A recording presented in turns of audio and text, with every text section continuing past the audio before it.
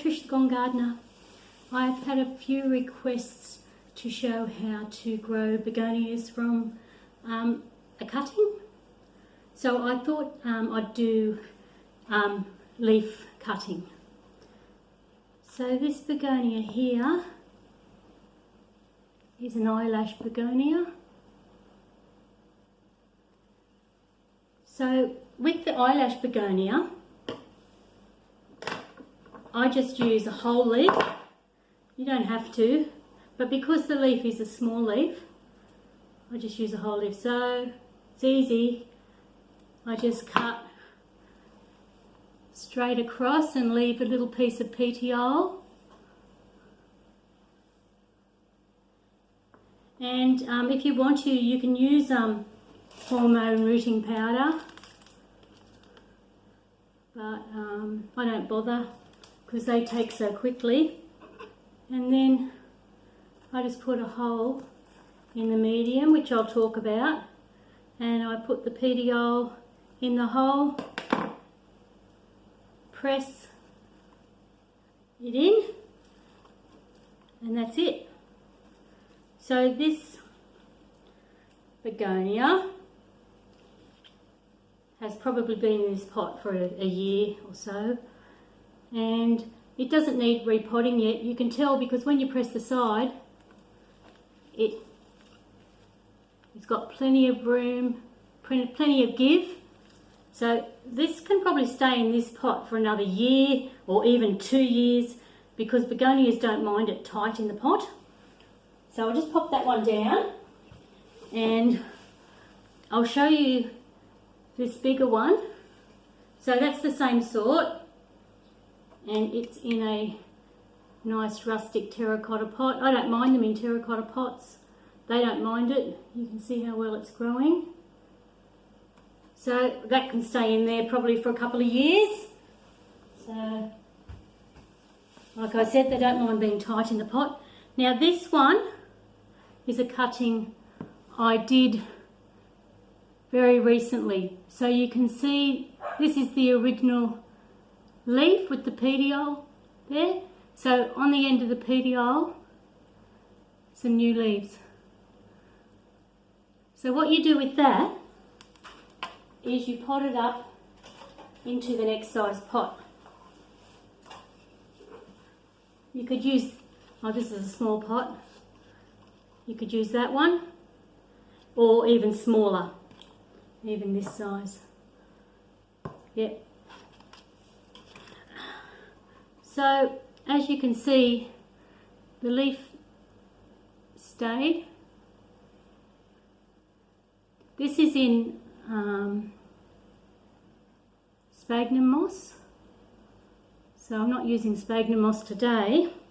What I'm using today is a mixture of 1/3 pine bark, so just a coarse pine bark, about 1/3 peat moss, or you can use coir fibre, coconut fibre. That's got a tiny little bit of perlite in it, fine perlite.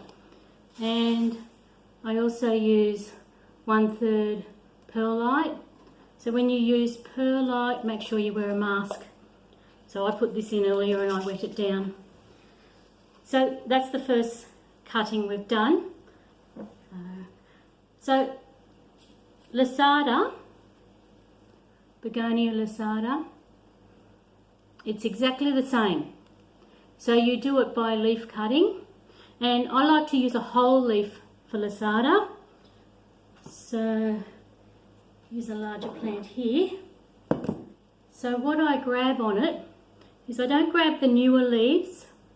I grab one that's medium age. So I cut that off. And I use the petiole for this one too. So I cut straight across and then pop it in the soil medium. So as you can see, I piled this soil medium up in the tray and that's so we don't have any pooling of water. And it's a well-drained mix, so it only ever really stays damp, so it's sort of consistent. So with Lasada, you can see, here's one I did earlier. So the leaf is still intact, the original leaf, and here's the new little growth. And yep, I'll pop that up into a tiny little pot and wait for that to fully root, then pot it into the next size pot. So this one here, this is a Rex begonia. I don't have any samples, bigger samples, because this leaf was just given to me like 3 weeks ago. So you can see I chopped this leaf up, so I'll show you how to do that, because this came off of quite a large leaf. So I'll show you how to do that with another begonia. We can use this one here.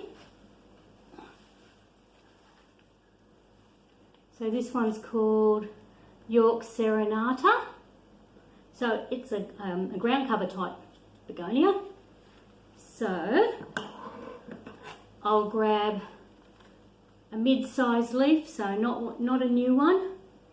This one would be okay. That one would be okay.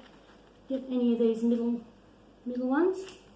So with this one, I'm going to do something a bit different. I'm going to make a few cuttings out of this leaf. So what we need for each of the cuttings is a vein. So there's 1, 2, 3, 4 main veins there. So what I do is I just get my scissors and I chop straight down between the veins. Then I chop like that, and I leave one with the petiole on, may as well. Chop the petiole and pop that up. So another one will grow. And then with the leaf, where the vein is, you pop that into the mix. So I just scrape it slightly and press the mix onto it. So that's the main vein just there, and I put that in there, press it in lightly. So I only just press a small portion of the leaf, probably that much, in the soil, and they'll grow new little plants. High success rate doing it this way. So that's that one.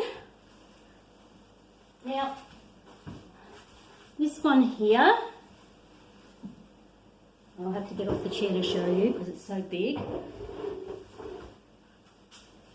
This one here is called page 13. I don't know why it's called page 13, but anyway, someone might, if you know, you can write it in the comments for me. So page 13 it's the same way to propagate it as that last one I just showed you.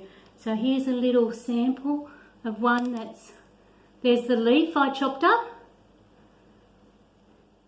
and here's the new growth off that leaf. So that's probably 3 or 4 weeks old, and that's just in sphagnum moss mixed with a bit of perlite.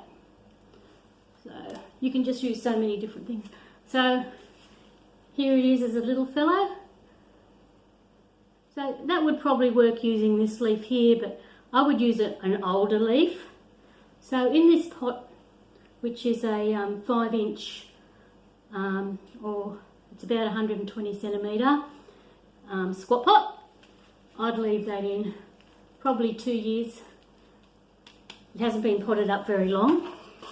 So that's that one. So with page 13,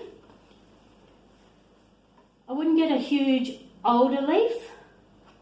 I'll grab one of the mid-size leaves. Now because I didn't clean off that petiole off the shrub, I'd prune that right back. But, so I'll show you this one. So yeah, I leave a little bit of petiole for one of them, then cut almost to the little star shape in the middle, and that one too, cut.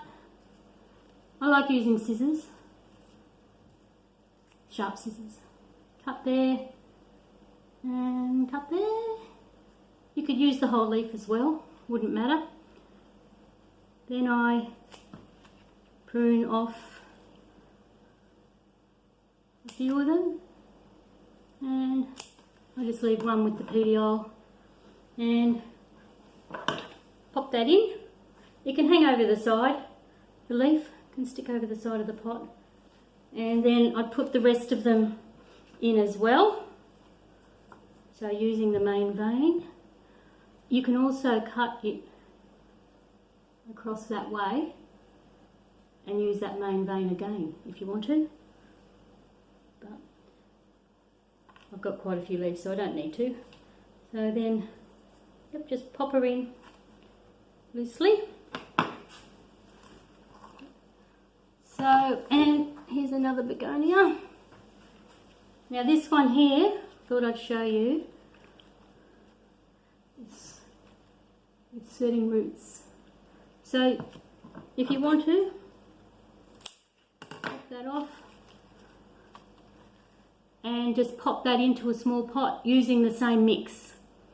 So just stick it in halfway down the rhizome, and then you've got another new plant. So that's another nice one called, that one's called Blanche. Now with this page 13, what I wanted to show you was how big the plant is and what size pot's it in. So yeah, you can see it's in a tiny pot. So this must be, it's a squat pot and it's ceramic, terracotta. And it's growing really, really well. But what I want to show you is, see the older leaves? So they need pruning off. So what I do with that is, I've got this little instrument I use that's from Bunnings. It's very sharp. Got it from the tool department. And hopefully you can see. So this one here, oh, that's where I took off the cutting. So I go in there with this sharp instrument and I remove the leaf. There we go. So I take that off, and that's how you clean up the plant. So, sorry, I know you can't see this, but I'm going as close to the rhizome as I can, and I just slice it off. So that leaf was spent. It's just like that because it was an older leaf, so the older leaves do yellow, and then you get new leaves. And there's quite a few older leaves on this because I haven't cleaned it up, but when I do clean it up, it'll look really good. So this plant, so we're in a temperate climate and it's autumn. So because it's autumn, I wouldn't pot it up till next spring into the next size pot, because yeah, it's not going to do much through autumn. And with this size pot, I water it every day during the summer, and every second day in autumn and spring, and then in winter about once or twice a week. But what you do is you just watch for how much the soil dries out, and you can let it dry out between watering, doesn't mind. And then yeah, because it's in a small pot and it's in very, very well drained soil, overwatering is not really a problem. So I suppose if you watered it every day, 3 times a day, yes, when it's constantly wet, that would be a problem, and the plant, all of it would look like these older leaves that are falling off if you overwater it. But because it's in well-drained mix, that's what helps with regulating watering. So that one's that one.